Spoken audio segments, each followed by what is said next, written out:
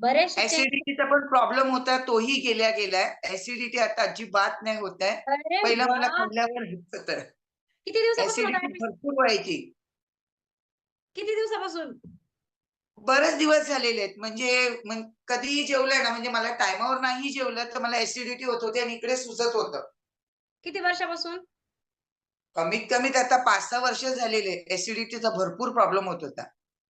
आता येस. हे घेते 7 दिवसामध्ये असं मला ऍसिडिटी नाही होत आहे आणि जाणवत पण नाही का भूक लागली म्हणून. अरे वाह! भूकच लागत नाही. म्हणजे जो सकस संतुलित आहार खातो त्याने पोट भरलेले होतं सध्या. हो, हो. लक्षात घ्या इकडं जे क्रश डाएट करतात त्या माधुरी पाटील मॅडम, अजून जे असतील ते. जर तुम्हाला भूक लागली असेल, पोटामध्ये भक-भक होत असेल, तर सगळ्यात गोष्ट लक्षात घ्यायची राहिली आपला आहार चालू करावा लागेल. आहार चालू केला का सगळ्या गोष्टी